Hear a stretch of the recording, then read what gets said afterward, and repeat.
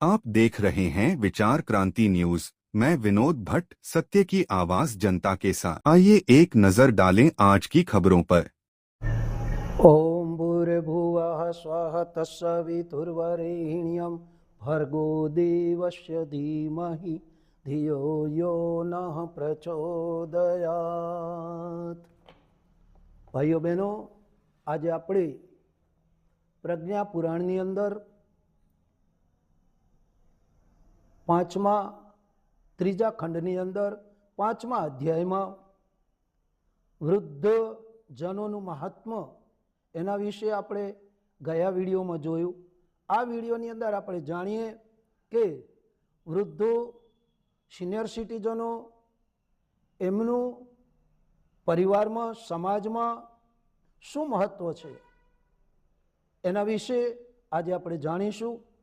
અહીંયા ઋષિ ધૌમ્ય કહે છે, પક્વ ફલમ સદા શાખામ વિહાન્યસ્ય પ્રાણિનઃ उपयोगास्य संयाति तथैवाप्त्रापि चायुषि युक्तं प्रणीते एव वानप्रस्थग्रहो नृणां विद्यते शाश्वतीयं च भारतीया परंपरा।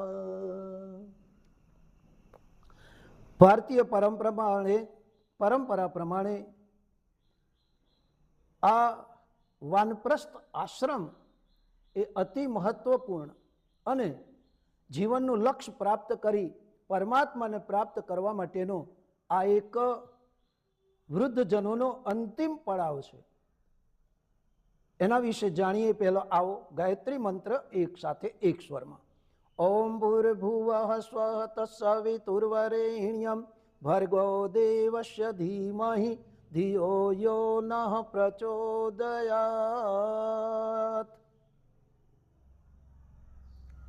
कहेवामां आवे छे के पाकेलुं फळ डाळीने छोड़ीने बीजाओने उपयोगमां आवे माटे आपणे पण आपणा वानप्रस्थ धर्मने अपनावी अने आपणा जीवन ने लोक कल्याण माटे, समाज कल्याण माटे, राष्ट्र कल्याण माटे अपनी प्रतिभा, अपना अनुभव अने शक्तिओं सदुपयोग करी अने जीवन में आपणे आगळ वधीए। जीवननो चौथो भाग परमार्थ में व्यतीत करो। विषयोथी वैराग्य तथा आगळ वधीने लोभ मोह छोड़ी અને પરમાર્થ કાર્યમાં પ્રવૃત્ત થવું એ જ સાચું વાનપ્રસ્થની ઓળખ છે। વાનપ્રસ્થની અંદર, વૃદ્ધાવસ્થાની અંદર વ્યક્તિએ લોભ, મોહ, માયા, તૃષ્ણા, ઈચ્છા આ બધાનો ત્યાગ કરી અને ભગવત ભક્તિ, સત્સંગ કરવો જોઈએ, જેના થકી मनुष्य पोते पोताना अंतिम लक्ष्य प्रभु प्राप्ति तरफ आगळ वधी शके अने एनो आवतो जन्म सुधरे। एटला माटे कहेवामां आव्युं छे के अंत समये वृद्धावस्थामां धीरे धीरे धीरे मनुष्यए पोतानी जवाबदारीओ, पारिवारिक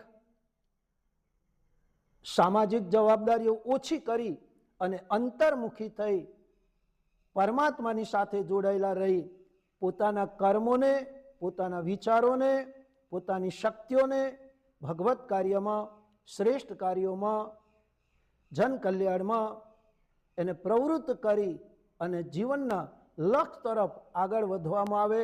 નિજાનંદમાં રહીએ, આત્માનો વિકાસ કરીએ। આત્મા અને પરમાત્માનું મિલન કરવા માટે આપણે આપણા જીવનને साधनामय बनावीए। जीवन साधनामय बने। जीवननी अंदरनी इच्छाओ, आंतरिक मोह, माया, लोभ, तृष्णा, काम एने दूर करी अने आपणे निष्काम भावे भगवाननी भक्ति करिए। એટલા જ માટે કહેવામાં આવ્યું છે નિષ્કામ ભાવ સબરી ઋષિ પથ બુહારતી હે ને.